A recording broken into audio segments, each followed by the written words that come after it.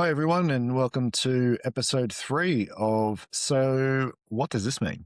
This episode, we are talking about the moment most projects go wrong and nobody notices. Projects don't usually fail dramatically, they drift. The danger isn't mistakes, it's generally assumptions. It's assumptions made from all parties involved.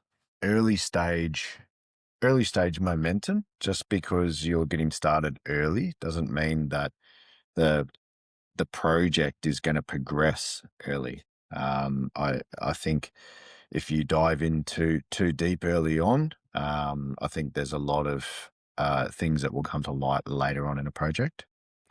There's always this pressure to get started. Everyone wants to get out there and have their golden shovel moment. I want to dig a hole. Let me dig a hole and take a photo. Let's get going. Let's get cranking. If you're not ready for that, it can really cost you later on down the track. And there is this real belief that the details can be fixed later. Close enough is good enough. Let's get cranking and we'll fix it later. So you're saying that momentum can feel like it's progressing, but ultimately it could be costing you more money?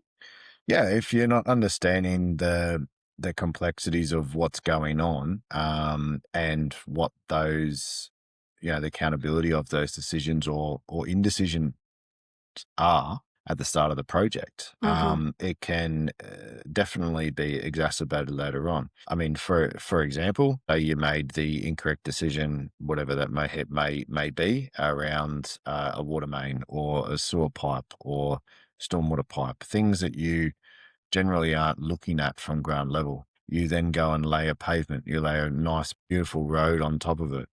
You then go and pulverize the hell out of that road and crack your pipe that's underneath you. You then have to go back and rip up that beautiful pavement to go and replace your pipe. Right. So you're locking things in when maybe you shouldn't be. You're locking things in where there's still uncertainty, and that comes back to assumptions. Okay. What assumptions have been made? Every engagement that I've ever had, I list the assumptions at the start. I go, well, this is what I'm assuming at the moment because I don't have that information for whatever reason. Either we can go and get it for you or you can provide it to us. Otherwise, I'm drawing a line in the sand here to say, this is what I know now. And we're going to go and base all of our decisions based on that level of assumptions. So rushing into things is not always the best advice. Not always the best. You can rush into things that are sort of auxiliary activities. So they're things like, clearing and grubbing. So clearing and grubbing might be something like getting rid of a little bit of trees and stuff. Well, not necessarily larger trees, but generally grassland or, getting rid of the first 100 mil worth of foliage or something like that on the ground. Generally speaking, the impacts of that are quite low. Right. Early on in the project, I mean, things are cheap to change. So if you have made a mistake, it's sort of easier to fix at this point. Early on, it's all ideas. You're putting documents together. You're putting lines. You're putting words. You're putting dots. You're putting different colors and pretty pictures together. It's a lot cheaper to change something than when you're actually out on site. One of the previous episodes, I mentioned, a dollar spent in design could be $20,000 in construction. Yes. That's not very unrealistic. It sounds daunting, but it's not very unrealistic at all. I suppose too, people don't realize how long the design process can take sometimes too. So while it can feel like you're dragging your feet, getting those details right then actually is in your benefit in the long run. Yeah, definitely. And if you're too late in trying to make that decision, or you're too late in, trying to fix something. Sometimes it's impossible to change. Right. Sometimes you just can't do it. Like you can't change the size of a reinforcement inside a concrete slab after the concrete slab's poured. Yes. You're stuffed. Yeah. Unless you want to redo the whole thing. Unless you want to redo the whole thing. So then you'd have the cost of ripping it out plus replacing it all again with all the materials and everything. Yeah. And we've had examples where we've provided investigative reports where we go to the forensic level to try and figure out exactly what the cause and the problems are of whatever damage it is to the structure. Then found out, that the design of the reinforcement inside the concrete slab or the footing under the slab was a design flaw. And at that point, what do? You've got a concrete slab that has a structure above it, and I'm not talking small structures. No, you're talking about a house or or apartment building or whatever, or a commercial building, yeah. for example, and you now know that slab's actually under designed, right, or not designed to suit the ground it's on, or Mhm. the structure it's above. Your engineer is then forced to come up with a solution. Like if you're coming to them and they want to solve the problem, like you're asking them to pull a rabbit out of the hat. Right. So you tend to get a knack of it after doing it day in, day out. And I Mhm. think once those situations are sort of heightened or explained to people, brought to people's attention, the engineer will then come to some sort of a solution. It's not necessarily the optimum solution, but it's better than what you have. It's now safer, it's more economical, it doesn't damage anymore for whatever reason that may be. But it doesn't look good. Right. So key takeaway would be the earlier the mistake, the more cost effective it's going to be for you, or the less noise that mistake's going to make. Yeah, exactly. And that comes from asking questions early on in the piece, having a proper plan in place, speaking to the right people, taking the advice, and making sure that you've thought this through properly. And why do you think people miss it per se, like miss the mistake or, Yeah. The design flaw or whatever? Yeah, I mean, there's a number of reasons. I mean, some key ones that I can think of. Number one, schedule pressure. That's a classic with a builder or a contractor. They are always under schedule pressure to be able to get something done. Generally, because the cost of not being productive for them is larger than than not. So, schedule pressure is a big one. People inherently arrive at a decision, and just because they've arrived at a decision doesn't mean it's the best decision. Optimism bias. What does that mean? Well, also optimism bias and also confirmation bias is probably the better way to put that. We've all got experiences, we've all got perspectives. So, for the last 10 years, I've been comfortable designing XYZ. I've designed it this way. Yeah. Okay. So therefore, I'm trying to find you the best thing that suits you. So I'm going to design the same thing that's worked for the last 10 years. Yeah. But it might not be. It might not be the best thing overall. The most cost effective or what have you. Inherently, as humans, we're trying to find that comfort level. It provides us confidence. It allows us to then portray ourselves confidently to whoever that is. And confirmation in bias comes from basically you've done something previously in the past, so you're seeking an option that suits that. Yes, because it works. The other key one there too is consultant silos. I think consultants are generally pigeonholed into their own particular area of expertise. right. So that sort of cross communication. Yeah, things could get missed. The project team. So, just because your civil engineer says something doesn't mean your structural engineer is going to agree with it. And the structural engineer's results rely on the soil tester. So the soil tester might not agree with you. And then you've got a flood engineer, hydraulic engineer that may be different to your civil or your structural engineer. So all of a sudden you've got a range of different consultants that are getting involved, and they like to stay in their lane.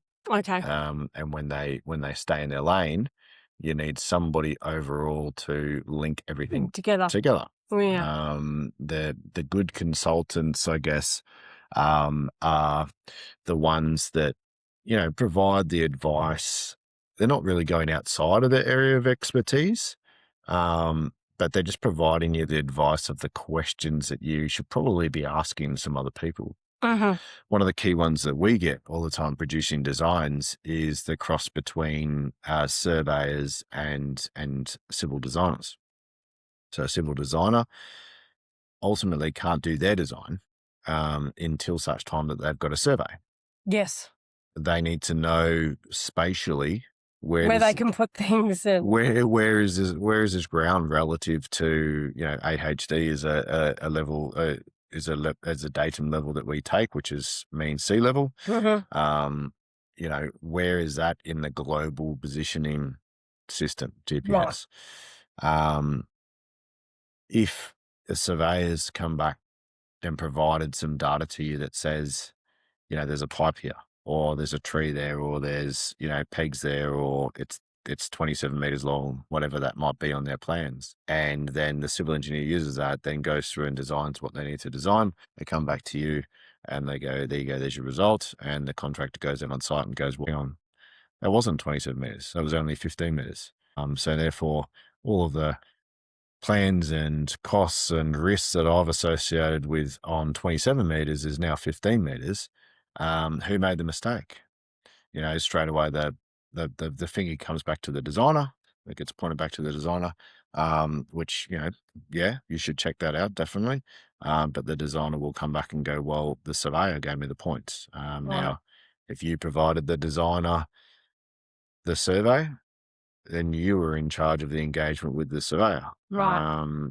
So do you think like people think that they're being efficient by having these different consultants, but if there's a misfire of communication somewhere along the run, it can end up being a somewhat big issue if it's not caught early enough? Yeah, you want a one-stop shop. I think that's the way you're going to get your best result, and the reason you're going to get your best result there is because somebody is actually accountable for what's going on. There is one person accountable. Like if you had 9 different people, 9 different consultants, and you come back with an end result to in each individual one, they're all just going to blame each other. Yes. Why would anybody put their hand up and go, "Oh yeah, sorry, that was me"? Mm. No one's going to do that.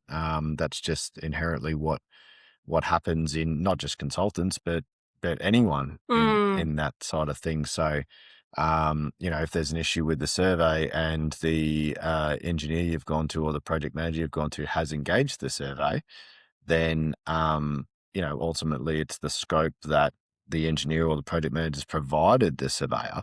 That's the issue. The result you want is a compliant design. Right. So basically, efficiency without clarity creates the risk.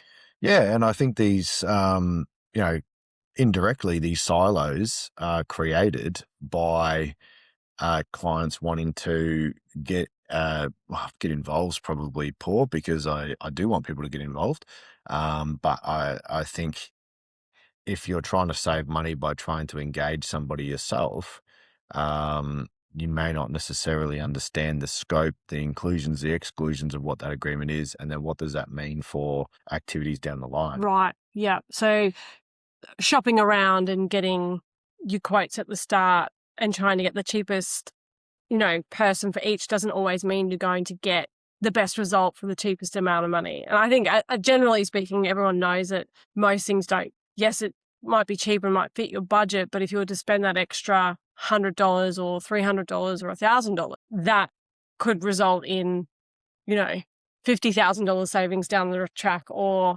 $100,000. And it's interesting. It's interesting because I hear it all the time, and you've just gone straight to cost. So I'm making this decision because it's cheaper. Yeah. I'm Um, constrained by a budget. I have a budget. That's what, Yeah, yeah. and that makes total sense. But you know, I could tell you right now, cheaper is not necessarily best. No, But on the converse side, the most expensive is not not always the necessarily best either. No. You could pay for something that is the most expensive out of all 3 quotes that you've got, and it can end up with the worst result. Yes. What you've got to understand is what is the value of the service that's being provided. Um, who's going to be working on my project? What's their background? How involved am I throughout the process? Yeah. Am I going to have regular meetings? Am I going to be able to call my consultant and have a chat with them? Yeah. Are they going to come to site? Are they going to be able to, show me where all the manholes are. Mm. These are the things that you can really, question your consultant to understand what level of care, I guess, they have for your project. Okay. And what are the key practical takeaways to minimize our risks?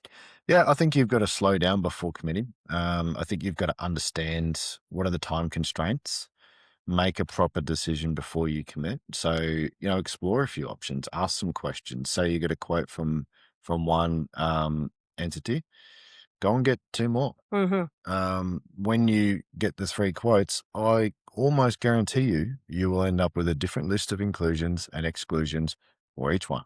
Apples and oranges. Apples and oranges. Yeah. So you got to go back to each one and go, hey, you've Clarify. included this. This person hasn't included that for whatever reason. Consultant A, consultant B, consultant C. Yeah. Don't name them, but you do want to say I've got conflicting advice. Mm-hmm. Are you going to cover this? Yeah. Or why has this been included and this being excluded? Like, why do you ask those questions? Why haven't you included it? Mm-hmm. Construction inspections is always a good one. We don't like to include construction inspections in our design fees, Mm-hmm. and the reason being, our contracts essentially done and dusted at the design stage, and some people's approvals can take years before they get to construction. Yes. And like we've often had clients come back 4 years later. Yeah, and it can be for whatever reason outside of anyone's control. Yeah. So that means as a business owner, I'm locked into that commitment 4 years later. Yeah. Why would I do that? Yeah. I'm not going to do that. But if you come back to me with the same plans that we did 4 years ago, yeah, cool, I'll give you a rate. I'll probably give you a discounted rate because I'm happy you come back to us. Yeah. And I'm confident that, once you go through that process, that you will come back to us. Mm-hmm. Okay. What else can we try and I think you got to ask what hasn't been explained. Okay. I think, if somebody can't explain that to you and they are professional in their field, that's a red flag. That's probably a better question to be asking than, whether they can actually understand what the technical jargon is. Mm-hmm. Seek implications, not just the approval. Okay. Okay, I've got this approved. So what does that mean? Yes. One key trick that we see being played all the time, and we get a lot of clients coming to us where they have gone through the DA stage. They've got an independent town planner. They've got the tick, and the town planner's sold them a dream. And they've come back and they've gone, okay, cool. But now I've got this list of conditions. The town planner said it should be straightforward, but there's like 80 conditions on here. What does this mean? Because, council have given you an approval with conditions. Right. Now you've got to adhere to all these conditions. You go back to the town planner, they'll go, yeah, I'll charge you hourly rate to go and look at all this and come back to you. And the question is, well, why wasn't this included at the start? Why didn't you tell me that this was going to happen and this is the way that you'd structured things, right? Right. They probably did tell you, but how were you to know if you weren't going through that process before? Yeah. And 9 times out of 10, when we pick those activities up and we look at those projects, we go, oh, we should have done it this way. Because if you do it this way, it's going to cost you a hell of a lot less in terms of construction. You're going to have a hell of a lot less problems getting approvals. You probably end up with about 15 conditions, not 80. 80, yeah. And you won't have to cut down any trees. You won't have to do this. You won't have to do that. You won't have to disturb the bloody koalas and whatever they're doing up in the trees these days. And you won't extract any fish habitats out of their local bloody stream in your backyard that you probably didn't even know existed. Yeah. You've got to understand what is actually going to happen when you get the approval. Approval doesn't mean you're ready to go stick a shovel in the ground. Yes. Approval means, well, on paper it looks good, but you still got to do all this before you even reach construction. Yeah. Yeah. So clarity can feel slow, but late clarity can be dollars down the drain. Oh, yeah. Big dollars. Yeah. Okay. Well, that draws an end to our third episode. Hopefully it has cleared up a few questions for you, or it's enabled you to ask the questions the next time you are looking at your project. Stay tuned for our next episode. We'll be talking about why compliant doesn't always mean safe, smart, or cheap. Thanks for listening. We'll see you next time.